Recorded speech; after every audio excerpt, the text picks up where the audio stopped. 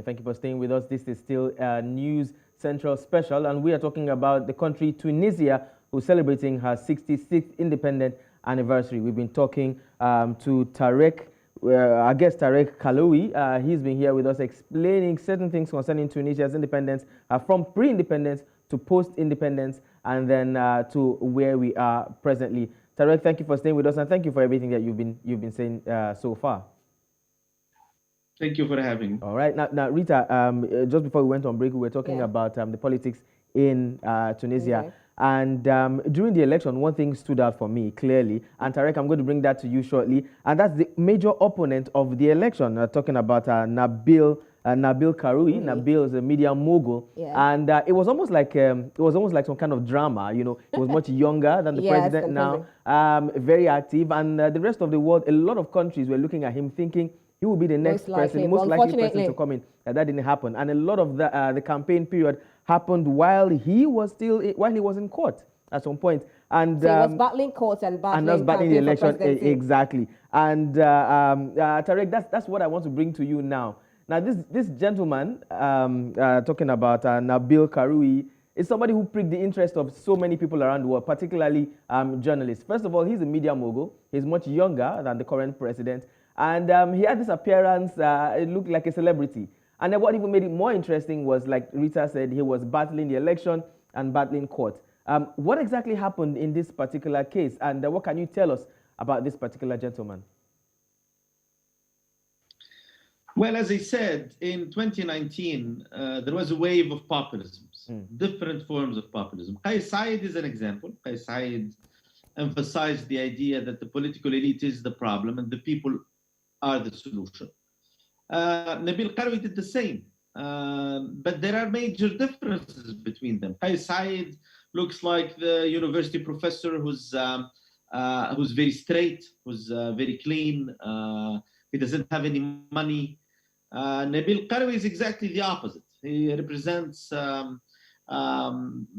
basically the nouveau riche, as we say in French. That is, people who got rich before the revolution because of their relationship with people in the circles of power. And that's how he started his TV channel and his communication company. Actually, that deals with the making of many commercials in Tunisia. It's one of the most known companies making commercials and advertisement in Tunisia. The problem with Nabil Karoui is that he was always part of the circles of power. Even after the revolution, he was close to Nahda, he was close to Nida Tunis, one of the parties that won the elections in 2014. He was close to the former president Beji Qaid Sibsi, to the former president Ben Ali. He was known to be playing in so many circles. So he's like someone who's and he used poverty as his main way of ascension. Beginning from 2016, 2017, using his TV channel and an association that provides charity to poor. So taking money from rich people and giving it to poor people. He used that to make political capital and to start his own campaign. And that's actually against the law in Tunisia. Being at the same time an owner of TV channel and being a political candidate in the elections and using charity associations to fund your own campaign. All of these are illegal activities, and that's why he was brought into court. And he even tried to have a lobbying firm in the U.S. Interfering on his favor, and this is also against the law in Tunisia.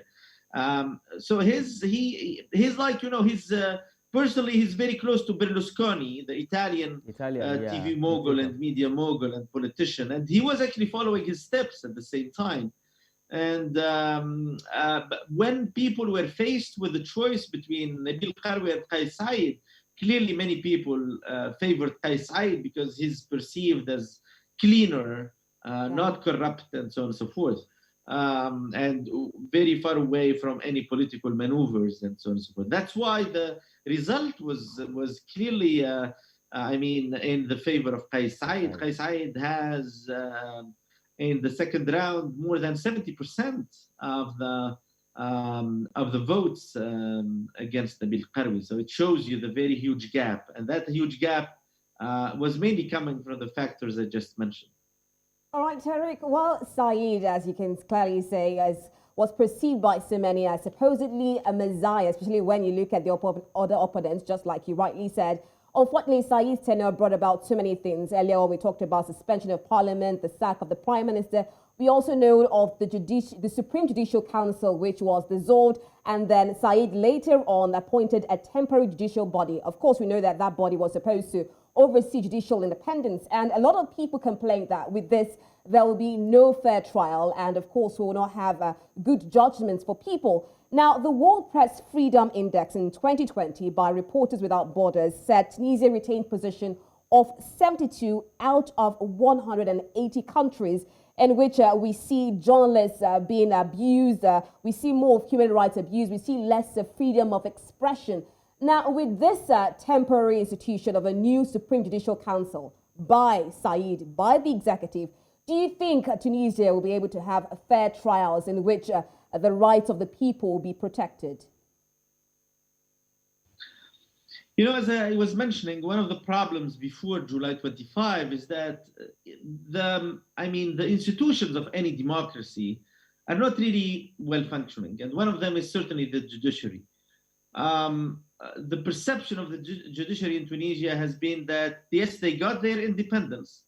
They had, for the first time in Tunisian contemporary history, a fully independent judicial high council that is elected mainly by judges, but at the same time did not fight corruption among judges. So this is the paradox that happened. Judges got their independence, but for the people, that actually was not delivering much, since even corrupt judges were protected by the higher council of the judiciary. So that independence of the judiciary was not seen something as useful for the rest of the population. And again, Qais Said used that to do the same thing as he did with the parliament, to basically dissolve, just in one decree, dissolving the judiciary. And except for a few reactions from some judges, even the majority of judges, remained silent. That shows you that even their independence was not something that was very valuable even for them. And this is one of the paradoxes that happened. We can say that the failure of reforming the judiciary before July 25 was used by Qais Said to re-establish the executive power's influence on the judiciary. So it was not like things were rosy and he came up and basically dissolved the higher judiciary council. That's a false perception. It was the failure of reforming the judiciary, even with its independence, that actually allowed Qais Said to expand executive power's influence over the judiciary.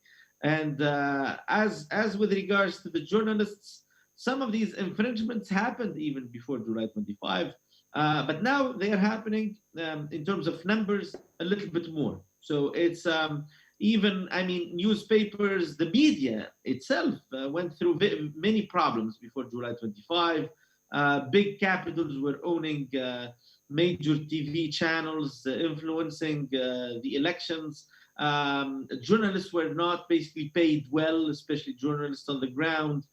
They were facing already police brutality before July 25, police brutality that was protected by the unions of the police, influence, and so on and so forth. And so that's gonna basically expand more after July 25. That is, you're gonna see more journalists facing police brutality or imprisoned on the basis of the law against terrorism. Like there is now a journalist who is in prison, who was put in prison like 2 or 3 days ago because he insisted on protecting his sources in relation to a terrorist operation. and the police put him in prison on the basis of the counterterrorism law. And this is actually creating a lot of controversy, and the Union of Journalists actually went to the streets protesting that. So it's not, in these times of exceptional legal systems and in times of transition between two systems, you're going to find these things, you're going to find these infringements. And they're not making the image of Tunisia very good, looking good internationally, certainly. Are we likely to see more protests, Tarek? I mean, if we go back to the 2011 revolution and even right now, because we saw lots of protests in Tunisia of people going against the administration of Kais Saied, do we see more protests in the year 2022? Until now, the only demonstrations that we have seen are made by the political elite, by the old political elite that is now in a position, mainly the leading Islamist party Al-Nahda, that is still have some social base. But except for that, we're not seeing major social demonstrations yet. But that might happen very soon. It might happen, I would say, if we don't have an agreement with the IMF, if Kais Saied doesn't find solutions for the increasing budget deficit, if salaries are going to be touched or decreased somehow, then we're going to see the starting of a social movement, basically protesting the whole political system. So that's not happening yet, but it might happen in the coming months. If it happens, if it doesn't happen before the referendum in July 25, in the next July 25, then maybe Kais Saied would have saved his political roadmap. If they start to happen before the referendum and the referendum would be very unpopular, then his roadmap is going to face a lot of troubles. So that's going to be the major challenge in the coming months. Okay, now, before we let you go, Tarek, I quickly want to bring in modern day politics as we've been talking about now.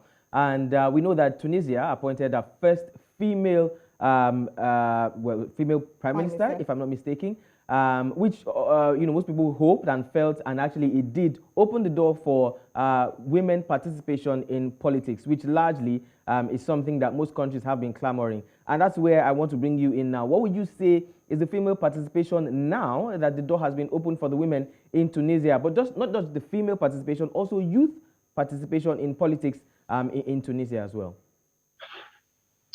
Female participation with so many reforms in Tunisia that happened, especially with Bourguiba and then with the 2011 revolution. In the elections in Tunisia, the parliamentarian elections, each political party or each electoral list has to have half men and half women. Yeah. And the heads of the lists, if you have 24, let's say, electoral lists, you have 12. You have to have 12 headed by women and 12 headed by men. And that actually established more or less very basically close presence between men and women in the last parliament.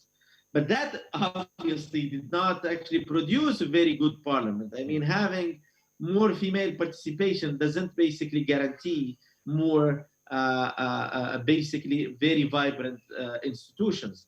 This is also the case for the head of government. She's a very nice lady. She's a university professor, like the president, but she's very quiet and she's very restricted in terms of her possibilities of political maneuvers without any experiences in running major state institutions. And it's not actually looking good until now. Our first female prime minister is not basically delivering, and one of the ways, because she doesn't have enough actually prerogatives, but she accepted the job. So that's, again, having more female participation. We had a lot of that in the last 10 years, and I know it would be something that is, I mean, that would be wanted by so many people in other countries. But for our case, it's not delivering yet. So it's same thing with youth participation. So the youth is increasingly participating, not in big numbers, but for example, Qais Said's last appointments in heads of provinces are mainly from the youth. But again, they are not really delivering, and that's not, again, a guarantee for good governance. And so that it's a good thing, it should happen, but doesn't deliver necessarily good governance. All right, thank you so much, Tarek. We've been able to talk about the politics and governance in Tunisia and look at how far Tunisia has gone all the way from 1956. Thank you so much, Tarek, for sharing so much light on the Tunisian independence. Thank you. Thank you for having me. Now, on our second belt, we'll be looking at the issue of security. We've talked about politics, we're talking about governance, the parliament, and so many things that have happened in Tunisia since 1956. It's been, as I said earlier on, a very long journey with the president. And right now we have our guest who is going to be discussing security with us. We have a Jrad, security and conflict analyst, professor and researcher of political science and law, Tunisia. Thank you so much, Professor Aya, for joining us on this special broadcast celebrating Tunisia at 66. Thank you. Thank you for having me today. Thank you.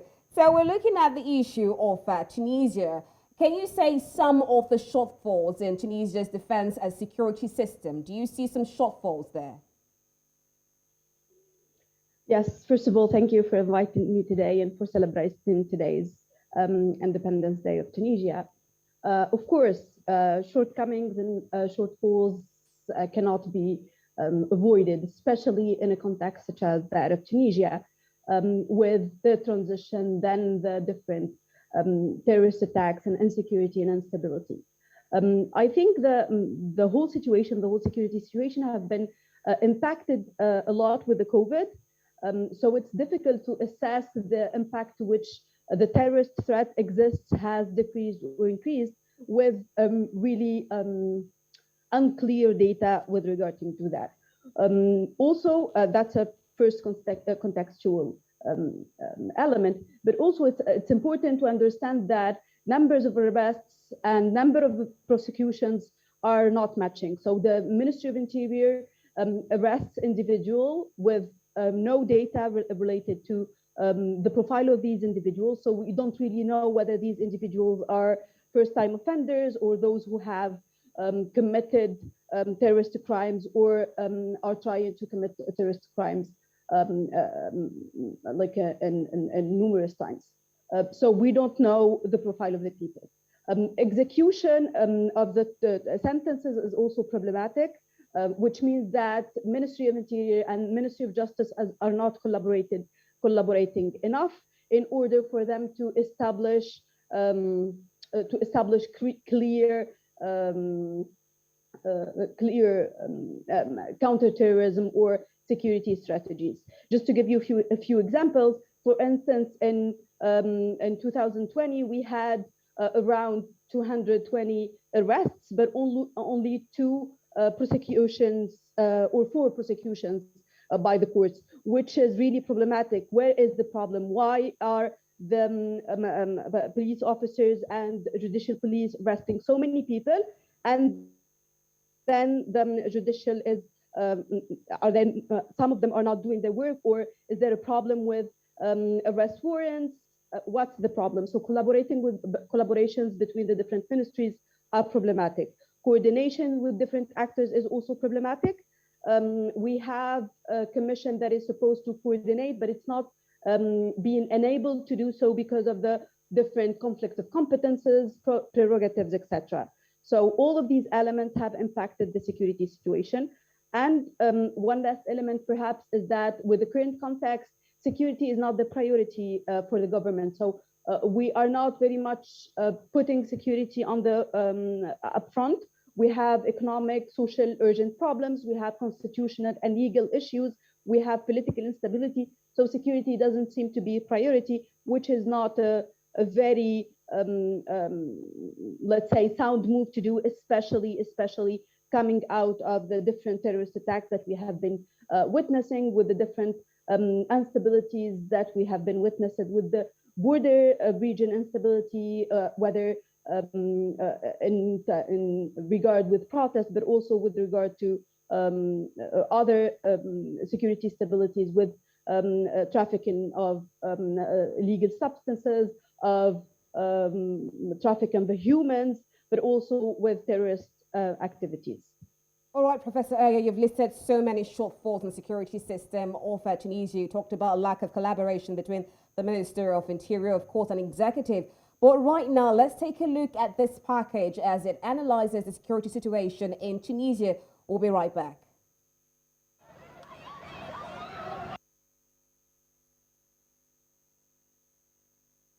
Quick break now.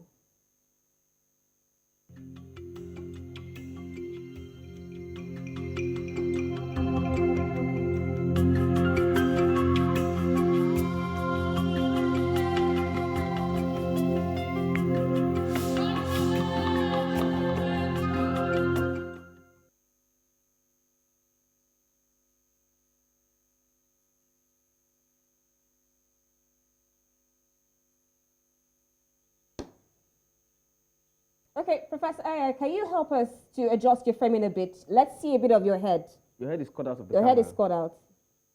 Oh, is this Yes. better? Okay. Yes, much better. Thank you. Okay, can you move to your right, please? My To right. your right. Not too much. Yes. I can't hear you. Okay. Yes. That, yes. That's good enough. Good. Thank you very much. Perfect. Perfect. Centralize, I think.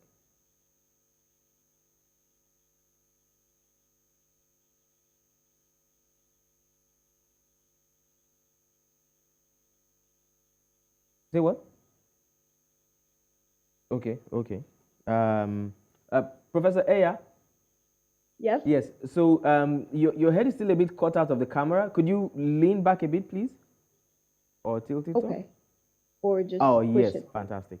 Fantastic. That's better? Thank you very much. Okay. Yes. Can you hear us very well? Yes, now I can. Okay, that's beautiful. Thank you so much. Even if you would have just easily moved it, you'd have just easily gone for a break. What I have here on my rundown is package on security. Initially, she didn't hear you. Her talk back fell out of her ear. That's why.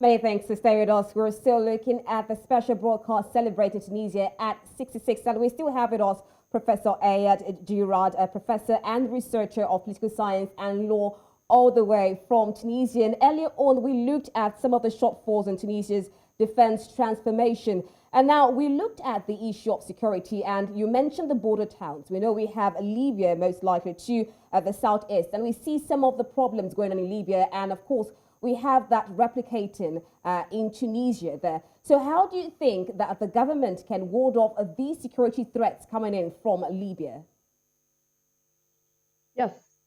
First of all, I would say that sharing information with the different parties, as I have mentioned, there is a problem with sharing information and collaboration with the different ministries involved. And there are a number of ministries involved, including the Ministry of Interior, the Ministry of Defense, the Ministry of Finance. So there are a number of parties involved. They have been trying to do joint patrols and joint operations, but it's been problematic because of historical tensions between the different institutions. So setting up real joint operation framework that shares practical information sharing at zero time frame is going to help definitely the problem with the Libyan frontiers and borders. Also working closely with Algeria, Egypt. It's not just Tunisia's problem, it's also all of other neighboring countries that are involved in the fight against illicit traffic, border traffic. So it's important also to share information along with other border countries, including Egypt and Algeria, to share information, to do joint patrolling, to work together and work closely together in order to be able to face whatever security threats and stability threats that Tunisia might face. And speaking about the other border countries like Egypt and the others working together with Tunisia to battle this cross-border issues, security issues that Tunisia has been having, could you put us to speed with some of the programs, some of the arrangements that these countries have been having with Tunisia particularly? Yes, definitely.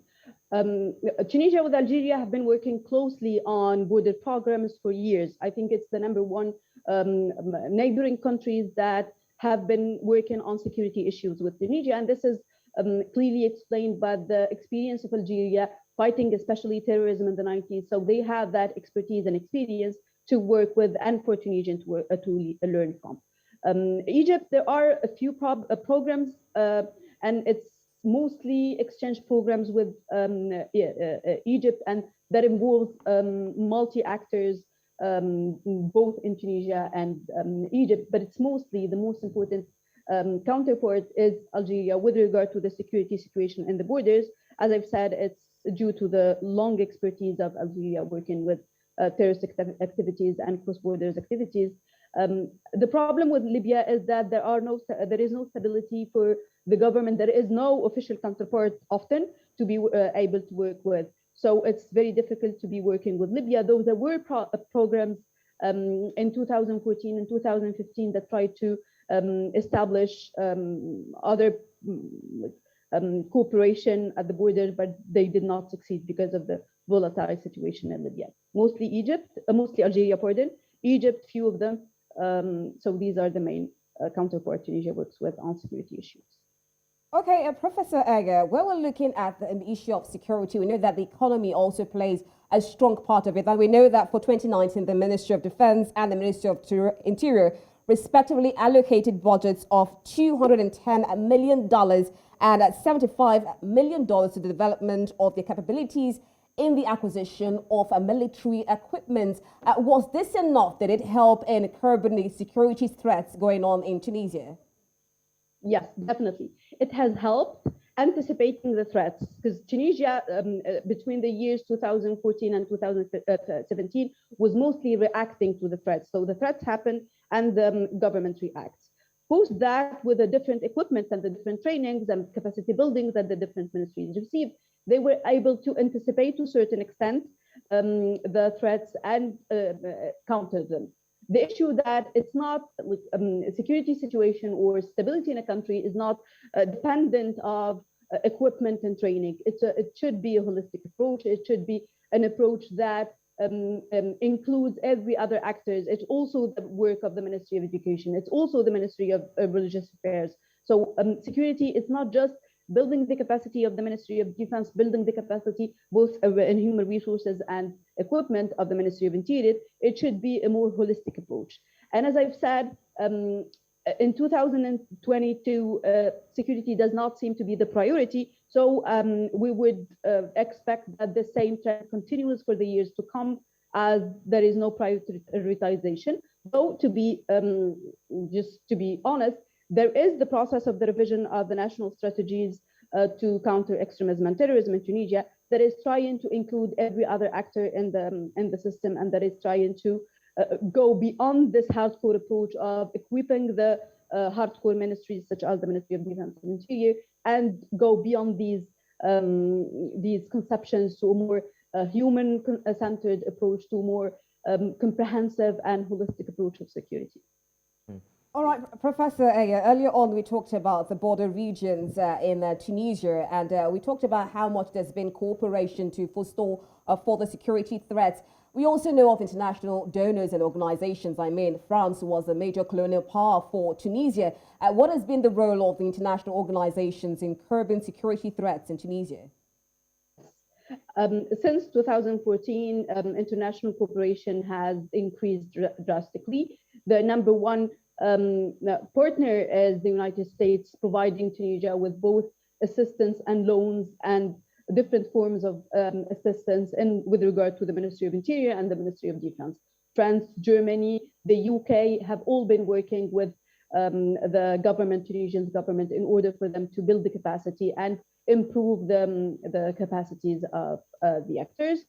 This has increased drastically since 2015 with the attack in Sousse, in a hotel in Sousse, where a lot of foreigners have lost their lives. So since 2015, the international cooperation has increased and has tried to improve the intelligence sharing and improve the capacities and improve the equipment, which is, as we see today, with the decrease in terrorist attacks, has been effective to a certain extent into countering the threats and into stabilizing the country security-wise to a certain extent.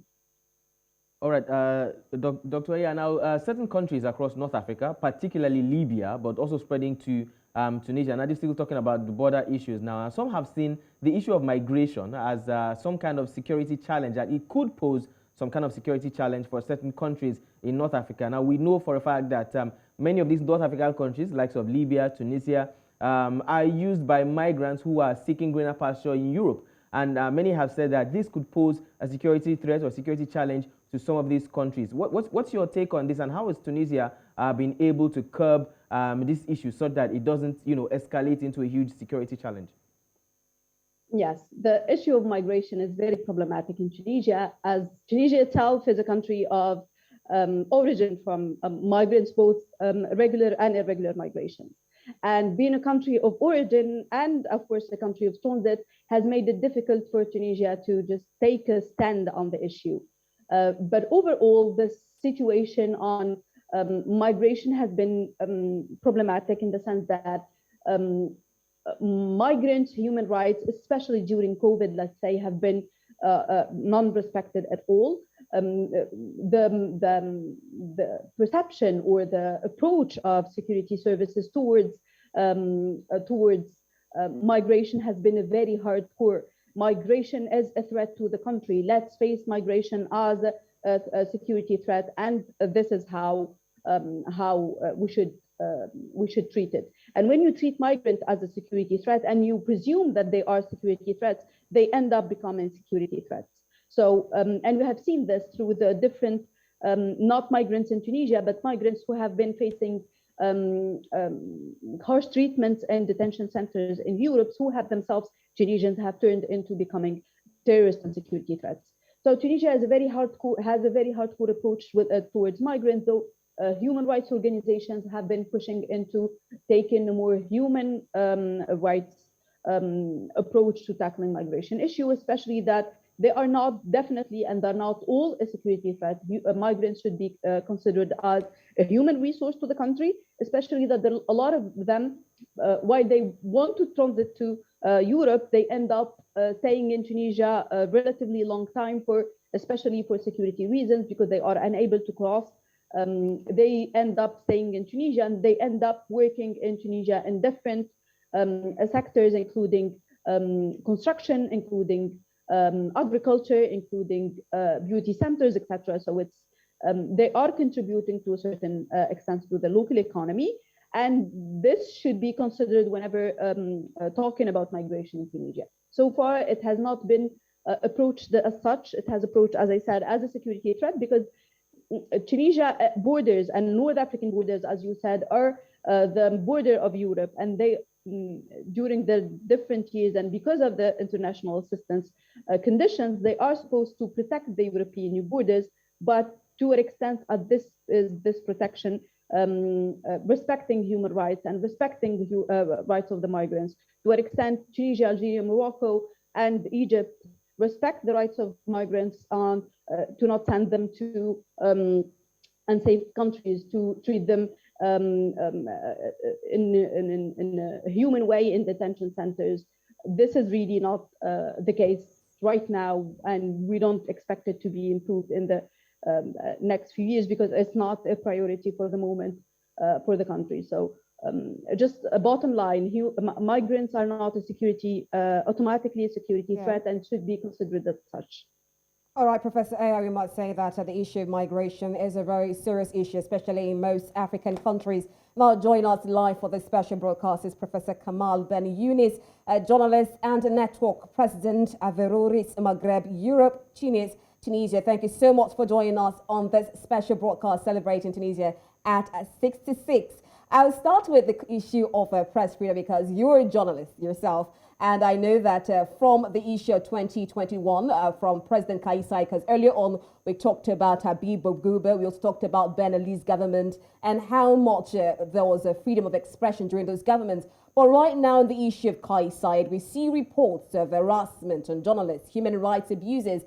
In your own view, how would you assess the freedom of expression in Tunisia at the moment, celebrating at 66?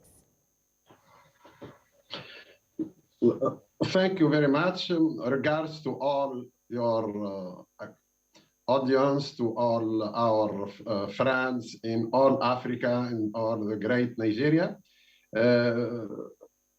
We are now in a situation where the public opinion is divided. We have some people who are supporting the process of Kais Saied, not Kais Saied himself. Some people think that after 11 years, more than 10 years of the so-called Tunisian revolution, youth revolution, Arab Spring, we had hope, but after 1 decade, the slogan of this revolution, mainly the development, the global development, the change of the model of the development, and to have economic and social development with political freedom. This system or this process failed for several factors, including because some of the regional powers and international powers and some mafia from within the country and from the region did a lot of things to stop the democratization issue in Tunisia, because the revolution started here and the regime change from within started in Tunisia. It's not like Libya or in other countries where mainly the NATO or his allies make action or make pressure on army, like what happened in Egypt and in Yemen or in Libya. It was a war for 7 months. We had hope, but unfortunately for economic reasons, for social reasons and security problems, there is no hope now. Europe and US gave us hope for decades and said that Euromed process started. Then we started in Barcelona in 1995. Then the first Euro-Mediterranean summit in 2005 in Barcelona. I have been there by myself as a journalist.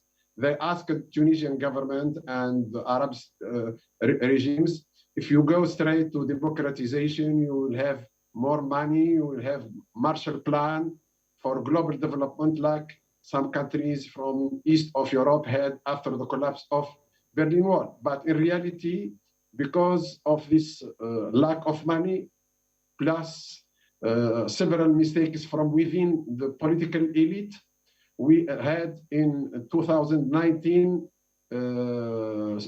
sanction vote. The people selected 2 leaders from not from the system, but from outside the system. Qais Said, as a president, as an independent, was elected as a president. It was a sanction to the other candidate, not mainly they selected himself. Plus they elected Nabil Al-Qarwi.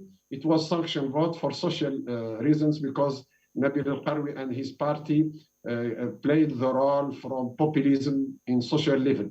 Now, after 7 months, after July 25 and so-called military coup or political coup, we are in the vicious circle, because we have more and more pressure from Western country, NATO, Europe. They are asking the regime and Qais Said to go back to election regime, to parliamentary system, to improve both democratic and parliamentary system. And they have one condition: to give money to Tunisia, to give credit to the government from International Monetary Fund, World Bank, African Bank, Islamic Bank, Arab Bank. You have to go back to democratic system. But for Qais Said, he believes that all the old elite are corrupted, and he has some slogan similar to previous Libyan leader Gaddafi regime, that he has to change everything. And the country is in the vicious circle. And unfortunately, after the new war in east of Europe between NATO and Russia, Ukraine, the economic problem will increase, and there is a risk of explosion where no leaders, no vision, no strategy, and no alternative. That means 66 years after the so-called independence of the country unfortunately is again in vicious circle and looking for national debate, national dialogue to try to emerge, to try to support the emergence of a new elite and a new consensus among the main policymakers in the country. Thank you, Professor Ben Younes. Now, earlier on the show, like Rita, my colleague, said, we had a guest. We had Tarek Kahlaoui, and he spoke to us concerning the protest, the Arab Spring in 2011, and then what we saw in 2021, sometime last year in July. And speaking about that, we talked about press freedom, like Rita had just mentioned. Now, one thing he said that made some of this uprising, particularly the one of 2021, to be as powerful as it was the use of social media. And that's where I'm coming now, for both press freedom and for security. So Dr. Aya, I'll also speak to you immediately after this. Now, press freedom goes hand in hand with the use of social media in the 21st century. How would you say that the use of social media has improved or rather has hampered press freedom in Tunisia? And this question is for you, Professor Kamal. How has the use of social media helped press freedom in Tunisia recently? As you know, in international level, since 1990, we had the so-called satellite revolutions, new media by satellite. Then in 2005, we had YouTube revolution. And in reality, a lot of experts had studies, even one of them was me. We are considering now that the media and social media gave a power to the population. We have the citizen journalists, and that in reality, we have been talking that the executive power is the first power, the legislative power is the second one, and the justice is the third one. A lot of experts now think that media and social media is the main power now. What happened in January 2011 during the Arab Spring in Tunisia and in the region, what happened in 2019 confirmed that the social media is more efficient than all traditional media, political sphere, public sphere. Because, for example, for Qais Said, he never, when he was candidate to the presidency, he never had big meetings, but it appears that he had more than 30 social media website, Facebook, working for him from within the country and from outside the country, and they gave him support for 50,000 volunteers, then 500 volunteers, and he succeeded in his election. And now the efficiency of this social media is more important for, in reality, on the ground than the traditional TV, satellite, both national one, domestic one, and international one. By the way, the President Qais Said don't believe in press conference, media communication department in his presidential palace, because he's working with small staff, one cameraman, one or two journalists, and he's publishing his discourse, his speeches, his meetings with his ministers and his guests, and with a small speech in the social media. And he has 2.5 million abonnement in his social media. That means the social media is playing a role, but in the same time, the traditional media, because we have millions of cars in the country, the people are following radio, the people are following TV, but in the same time, the traditional TV media, both in from within the country and international level, I think it's the same. It is the same thing in your great country, Nigeria. The same programs are broadcast at the same time by Facebook, Twitter, and YouTube, and you have more followers by Facebook and YouTube and Twitter and other, and than the traditional screen. All right. I was going to take this also to Professor Aya. I know that in certain North African countries, there are some social media platforms or social media platforms that are experiencing some kind of restrictions, particularly when there are some little protests here and there. The government tries to constrict the use of social media. Now, how has the use of social media also aided or marred security in Tunisia, particularly internal security? And I'm laying emphasis to the July 2021 protest. A lot of what was seen across the world was on social media first, even before we saw it on mainstream media. So has this aided security operations within the country, or have there been any challenges coming out or any challenges for security based on what has been coming out from social media? I'll go back to what Professor Younes has mentioned earlier. The streets are polarized, and this polarization, you can see it both on social media and traditional media. And that social media and traditional media had further polarized the Tunisian population. We have these two camps that are radically opposing each other, but also a group that is in the middle that's still looking to their road or to their affiliation. In the meanwhile, social media is fueling polarization more, but also is mirroring what's happening in the streets. And it's like for social cohesion in Tunisia, it has been impacted a lot, but with what's happening in social media. It is mirroring the streets, but also a lot of pages are sponsored and bought in order for them to be the voices of certain groups, in order for them to defend certain affiliation and a certain perception. And this is impacting the social cohesion of Tunisia. Furthermore, I think that authorities are going really repressive against wherever voices are voiced or raised in social media and traditional media against their perception. So there are authorities are ramping up prosecution against opposition in both social media and traditional media, which makes it even more polarizing. Like we have that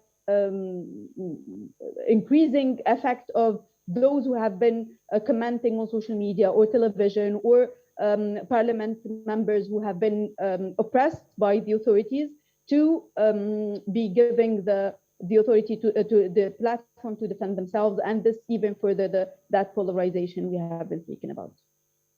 All right, Professor Aya, we see how much social media has played a big role in security apparatus in Tunisia.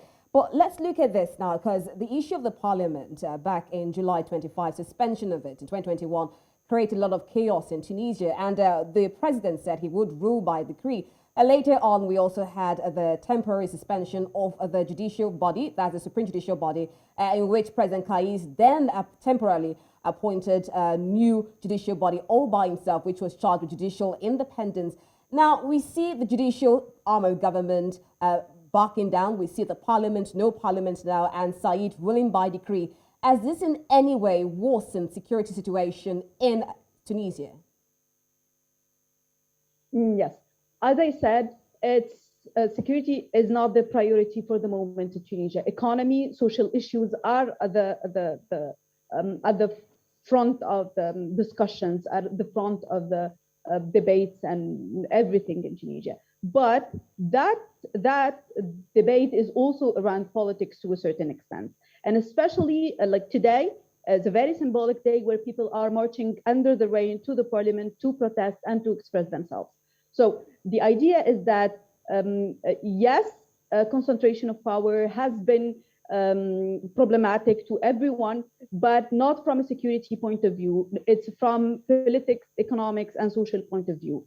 And again, these are the images. And the way the government deals with these protests is the way that, again, polarizes, but also deepens the fracture between the government and the representative of the government, that are the police and security forces, and the citizens. So this is how the security situation have been impacted by the power grab in 25th of July. It's mostly about internally, as you said earlier, by the people themselves and how they found themselves in a position or in opposing figures to those who don't share their thoughts, but they found themselves also repressed either in the street by police forces and in courts by the military and civilian courts, which makes, of course, this all makes the security situation unstable until it goes back to a certain normality, if that exists at this context. All right. I'll come back to you now, Professor Kamal. And I'm going to one global phenomenon that the entire world has faced from 2019 up until date, and I'm talking about the COVID-19 pandemic. Now, part of the reasons why the protest took place in 2021, one of the complaints that the people had was that the country, Tunisia, did not address COVID-19 pandemic as quickly and as strongly as they would have felt like their other North African brothers, the likes of Morocco and Egypt. And I'm checking through the statistics now. I'm seeing that as of today, Tunisia has about 1.03 million cases of COVID-19 and has suffered about 28,000 deaths. And how would you assess, how COVID-19 has been treated right now? What's the process of vaccination, and are the people open to receiving the vaccines as of today? I think that for one of the big problems that the current policymakers are making is the result of this COVID-19 crisis with several aspects, the health one and the economic and social one. I think for the Ministry of Health with World International Health Organization and the support of regional states and international states, before July 25th and after that, Tunisia get a lot of vaccines, and mainly 2/3 of the population is already vaccinated, and the problem was resolved, and we have a lot of donation from volunteers from the country and from Tunisian diaspora in Europe and in GCC countries, from Gulf countries. But the impact, the most important now, it's not the health aspect, the medical aspect of coronavirus or COVID-19, but the problem is the social impact, the economic impact. This problem, this medical aspect had impact on tourism, on economic, on business. A lot of hundreds of thousands of people lost their job. At least 80,000 companies lost their opportunity to work, to continue working, and the government lost a lot of taxes. It's a vicious circle, and now the situation is getting better, but there is a plan, or it is expected that we have we will have in next May new step of COVID-19 problem, but unfortunately, because of political conflict among the policymakers and especially between the president, the Qais Said, the parliament, the previous government, this conflict was manipulated among policymakers. Now, I think there is a pressure on all policymakers, both in government and opposition and labor union, union of businessmen, to go straight up for a new step of reconciliation and to work together.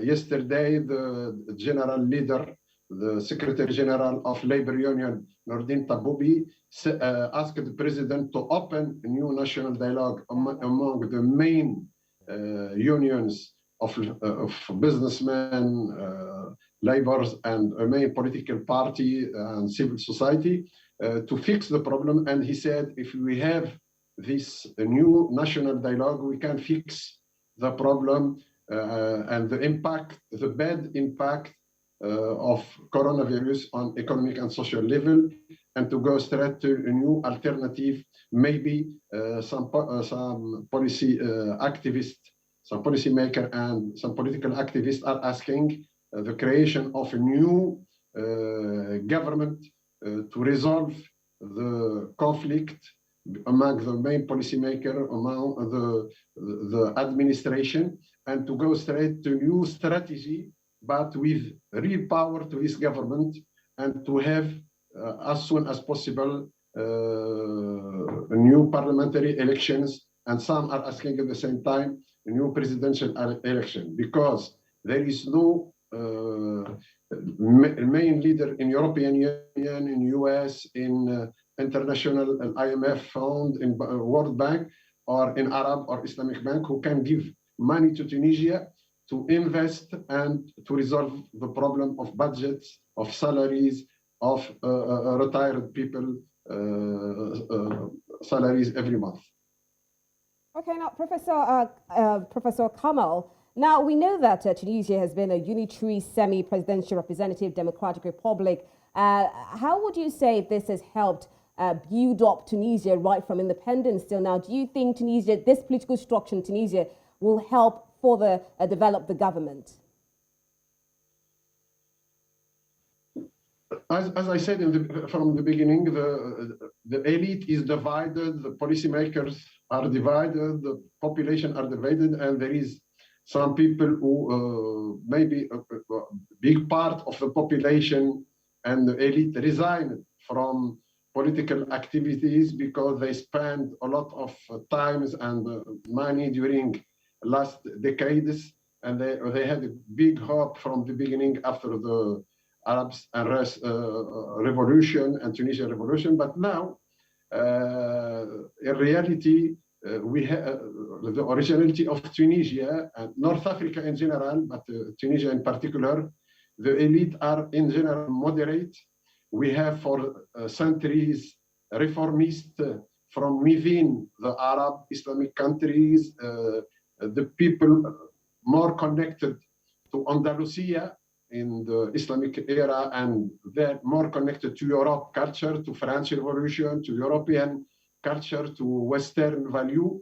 And there is its population more moderated, there is elite, there is establishment who can resolve the current big issue if the president of the state and his staff, his supporters, including in army and security establishment, will support him to go straight to new political process and to new negotiation, and to have a deal with European Union, with the states who has to give money to Tunisia, because maybe next month or during 2 or 3 months, the government will be enabled to give money, to give salaries, because now for every month they have to go to Tunisian bank to have credit to pay salary every month. It's impossible, and there is the investors needs their money, the business is paralyzed, and there is a immediate need for national dialogue. And as Nordin Taboubi, General Secretary of the Labor Union, said, we can resolve all Tunisian problem during 1 month if there is a new process.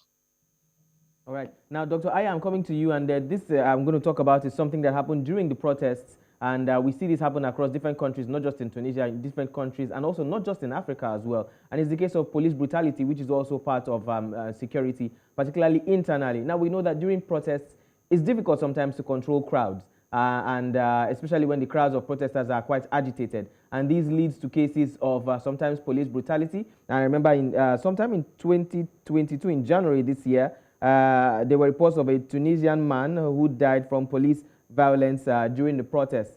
Now, concerning security, internal security, and times like these, how are the security agents able to control crowds of protesters without unnecessarily being heavily handed or high-handed, such that cases of police brutality or security operative brutality does not become a thing that is seriously discussed? First of all, I don't think that there is an excuse for police brutality, even if the protesters are too agitated or impossible to control.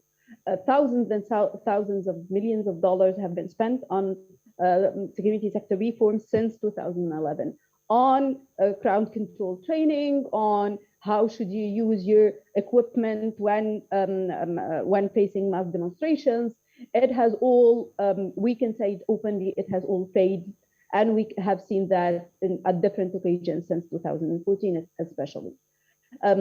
How can we control it? It's difficult at this moment because of the lack of accountability.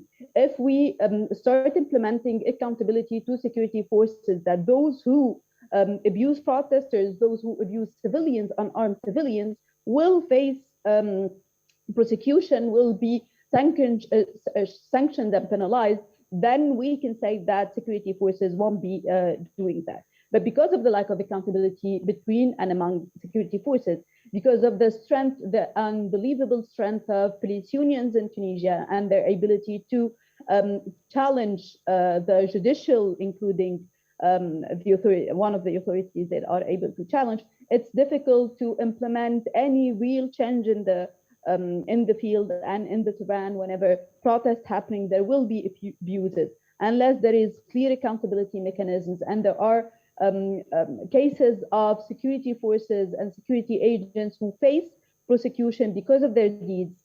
I don't think there will be any training or anything we can do to reduce police brutality. Won't be even they are using equipment that are not supposed to be for attack, that are supposed to be defensive equipment, and yet they are able to manage and make them offensive equipment. So no training and no amount of money will be able to reform this until there are clear accountability mechanisms and clear transparency in getting those people sanctioned and held accountable before courts of justice.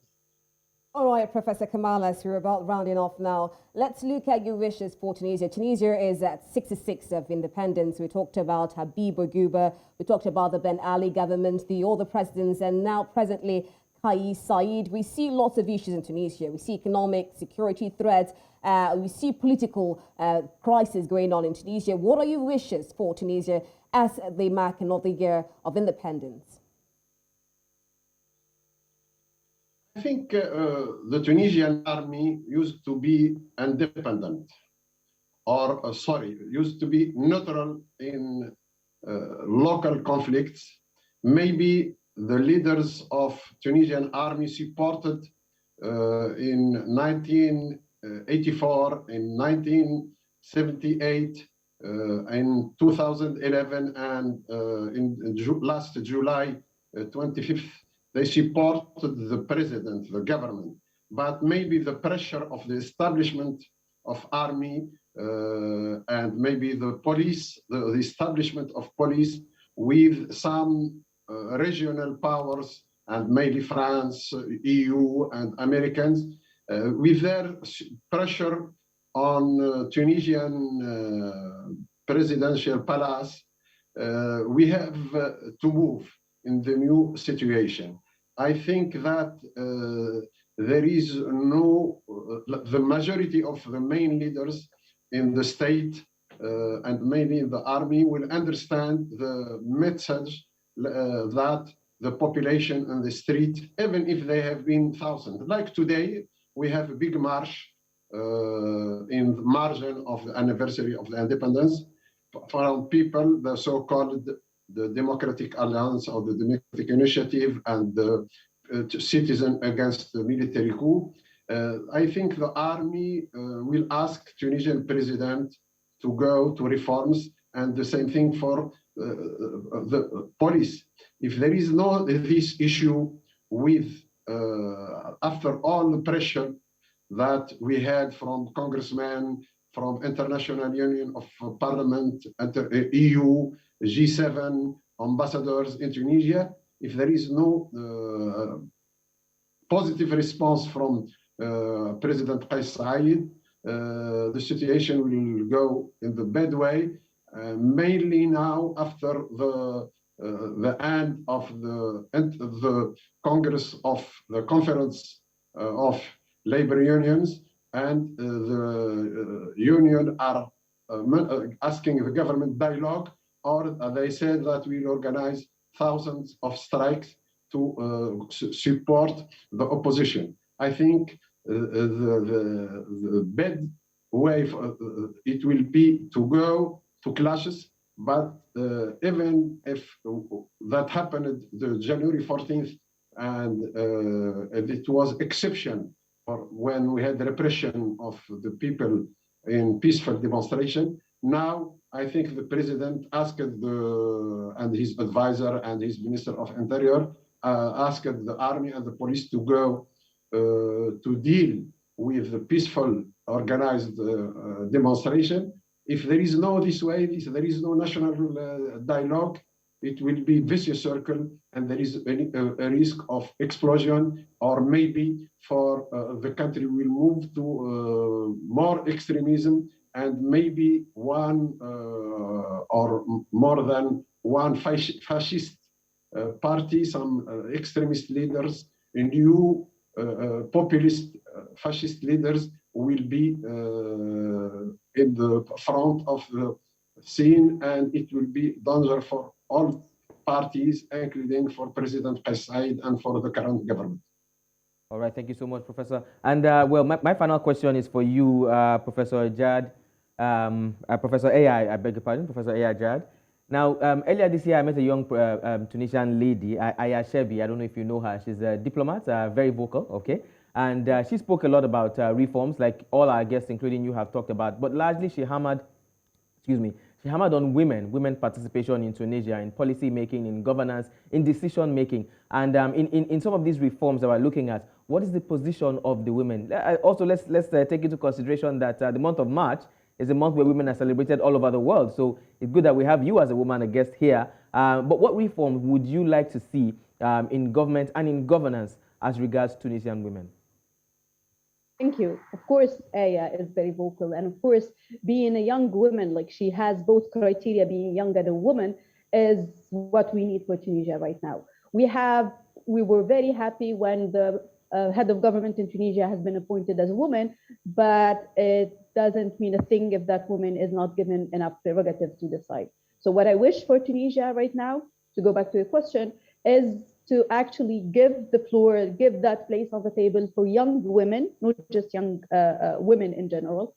They have a vision, they have the pragmatism needed to implement reform and to find reforms. Why Aya is a good example because Aya looks the other way. She doesn't look to the South-North relation, it looks to the South-South relation. It's very important to look at South-South relationship and the South-South partnership. It's important because we all in Africa are facing the same problem.